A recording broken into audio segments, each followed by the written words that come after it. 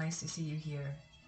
I wanted to take this time today that the Youth Festival of Medjugorje just finished a few days ago, and as always, it's beautiful to witness. I had the opportunity to be there in 2016 for the second time, but first time for the Youth Festival, and let me tell you, there's nothing like it in the world. I would love to go back one day, but I have been blessed to be twice in Medjugorje. The reason I'm here today, I want to share with you a testimony from Medjugorje that very few people know. Only the circle of my closest friends and family, I shared it with them. We had many, many blessings. And in this trip that we took, my husband went and my son went. And it was back in about 2005. And I only can begin to tell you that we received so many blessings and a miracle, which I call the miracle of lights. And maybe I'll touch on that a little bit at the end. But like in anything that we do that pertains to God, our journey to get there, sometimes there are a lot of obstacles because the enemy doesn't want you to go. The enemy doesn't want you to receive what God wants to give you.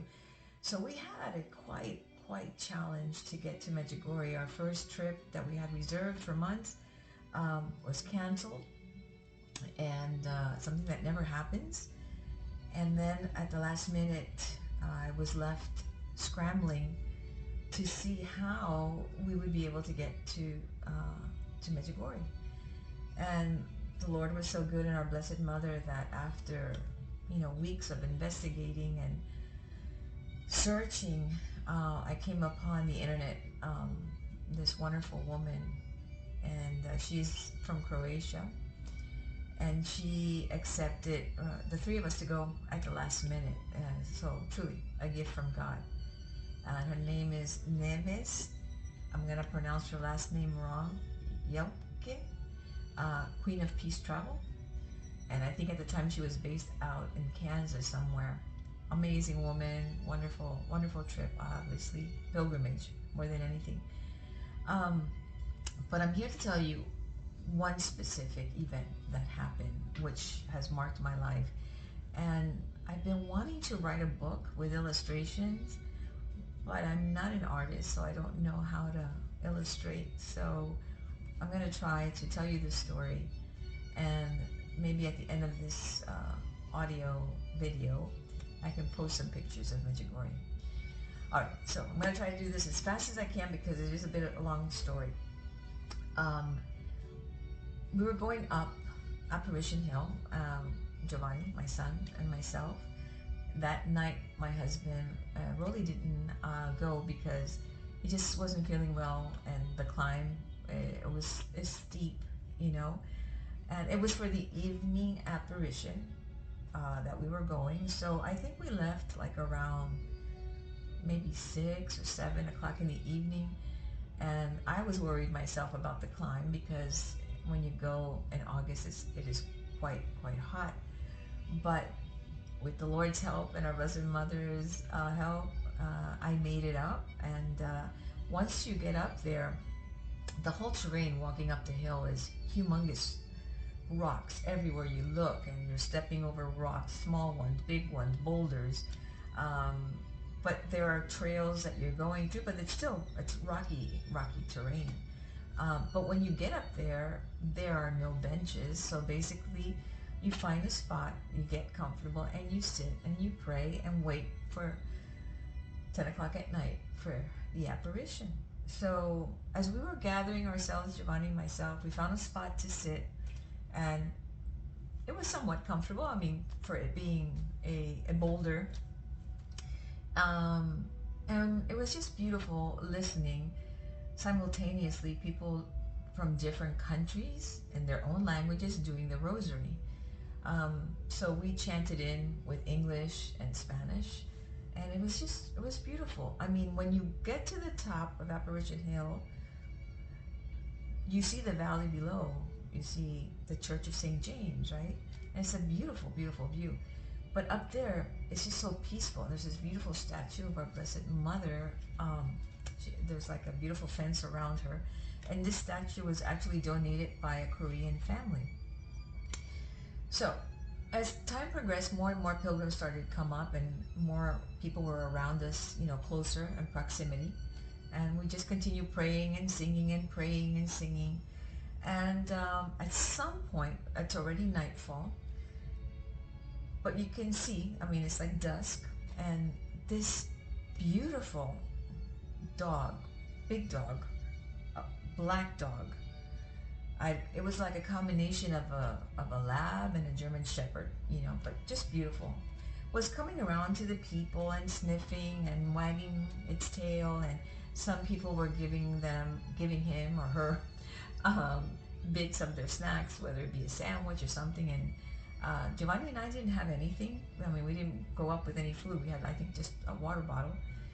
So we saw as he was just going from people to people to people to people, and he came up to us at one point, and of course, me loving animals, of course, I caressed, I'm going to say him, and he went about watching everybody, and prayers continued, and then finally, at some point, it's dark, okay, and in the distance, way in the distance, Giovanni says to me, "Look, Mom, over there."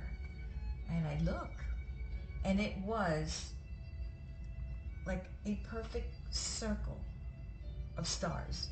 It just made like a perfect circle. And I'm like, wow. That's that's a sign that, Mary will be here for the apparition soon.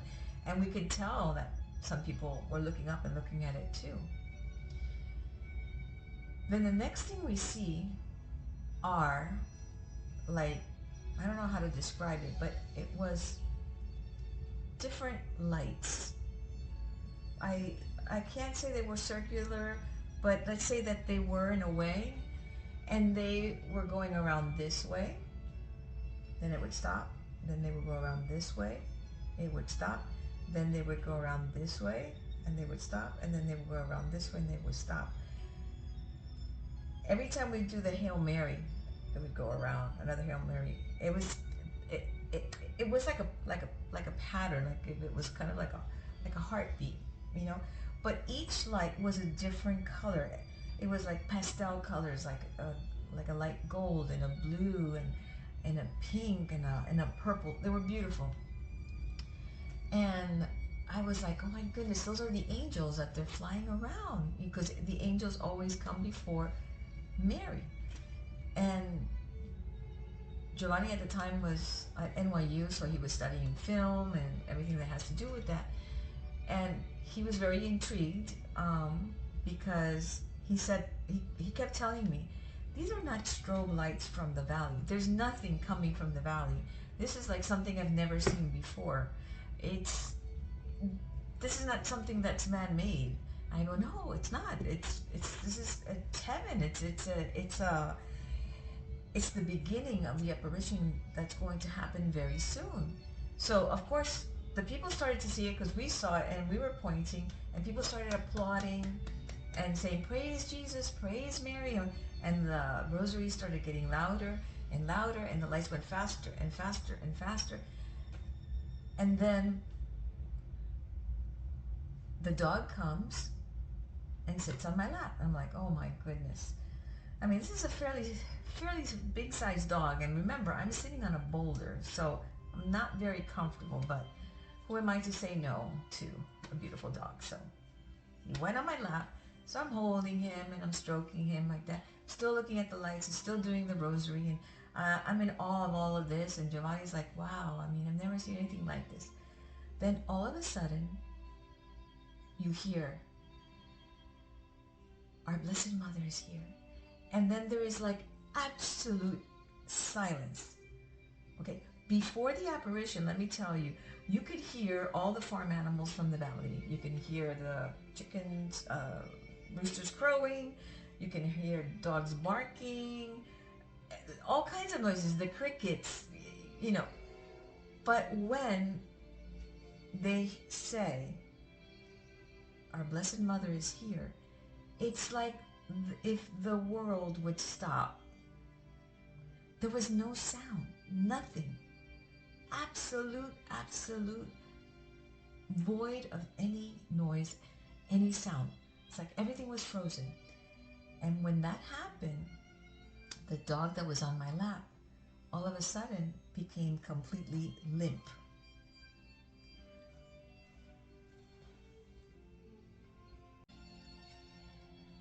So the dog is completely limp, and I'm thinking to myself, oh my gosh, this dog has just died. His head was like hanging over my hand. His tongue was hanging out sideways, and I'm thinking, oh my gosh, during the apparition, and this dog has died. This is horrible. And I'm trying to hold him. I mean, now, at this point, it's like pitch black all around us, okay? Back in 2005, yeah, there were a couple of cell phones, but not that many. So the people that were taking pictures were actually taking pictures with their cameras. So there was really no light around us. It was dark. The only thing that you could see was the valley below, right? But I could see well enough here that, and I'm looking at Giovanni and I'm going, psst, psst. And he's like, what? I go, I think the dog died. And he goes, what? What are you talking about? I go, he's not moving. Look at him. He's dead. But again, this isn't a whisper, okay? And then I hear and then I feel a tap behind me. And there's someone behind me, which I know was a woman because of her voice, but I couldn't see her. And she goes, do not worry. That happens to the animals because the presence of our mother is so powerful that they cannot withhold, the power, and it's like they pass out. I'm like, okay. So throughout the apparition, which maybe lasted, I don't know, 6-8 minutes, I don't remember, I'm trying to hold it and not fall off the boulder that I'm sitting on, and praying at the same time and thanking God and Mary, and I'm just overjoyed, but at the same time I'm like heartbroken because this dog is dead. And then the apparition is over, and just like that, the dog sits up, shakes himself, wags his tail a little bit, and off he went. Never saw him again. I'm like, oh my goodness. When I tell this story, no one's going to believe this. And of course, when I told my husband, he goes, of course, those things only happen to you. I mean, I said, yeah, but Giovanni was there. He was my witness. So, So I'm sharing this with you because that really impacted me so much, that every creature is created by God. Every creature in the presence of God knows how to adore and worship God. Because if during the time of apparition of our Blessed Mother, as she's there with the angels, all of nature ceased to exist for that moment, okay? There was no wind blowing the trees. There were no crickets. There were no dogs barking from the valley or roosters crowing. It was just absolute silence. And then this dog that I had on my lap, which I thought was dead, was actually what we would call resting in the spirit. I think would be okay to say that even for our fellow dogs. That the presence of our mother was so powerful that he couldn't, it was just too much. So imagine what it would do to us. Only by a special grace do the visionaries see our Blessed Mother and not just pass out. Because her beauty is so powerful, beyond our comprehension, just like the beauty of Jesus, that if we were to see them face to face, we would pass out. Because it's just too much for our little souls to contain. So why am I sharing this with you? Because we're living in a time where God is not our number one priority. Prayer is not our number one priority. Going to church is not our number one priority. And it may be for you that are watching, but for many, it's not. And I can tell you from my own experience, no matter the trials that you go through, God never abandons us. And our Blessed Mother never abandons us. And so many people think that as Catholics we adore Mary. We don't adore her. We venerate her because she is our mother. She is your mother. And she was given to us as our mother at the cross when Jesus told John, behold your mother. And to Mary, she said, behold your son. So we are all her children. And the greatest joy for a mother is to see us safe and close to her son. So I share this beautiful experience that we had, and I'm saying I have many more to tell. I don't know if I'll ever be able to share that with you, but that was just one of the many. But again, if mere creatures know how to stop and worship the King of Kings and the Lord of Lords and the Queen of Peace, why is it so hard for us? So I'm inviting you to pray and let the Lord speak to your heart. And if you're not Catholic, that's okay. Okay? Mary is still your mom. And we all have an earthly mom, but remember, we also have a spiritual mother who will always be our mother and always watch out for us and always protect us. So my invitation to you is to pray. If you get the calling to go to Medjugorje one day, please go. You will never regret it. It'll be a life-changing event in your life. And I pray that if you don't have a relationship yet with Jesus, that you seek him out, because he's always seeking you out.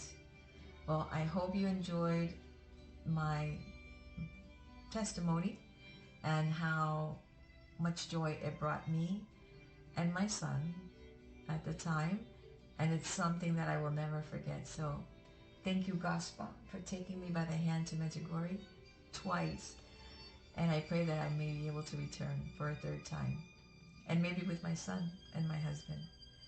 Well, thank you all so much. I will be praying for you. You pray for me too. United in prayer, faith can move mountains, right? Love you all. May God bless you, keep you safe and healthy. And remember, go out there and be Jesus to everyone that you meet. Maybe the only opportunity that that person gets to actually meet Jesus. God bless you. Bye.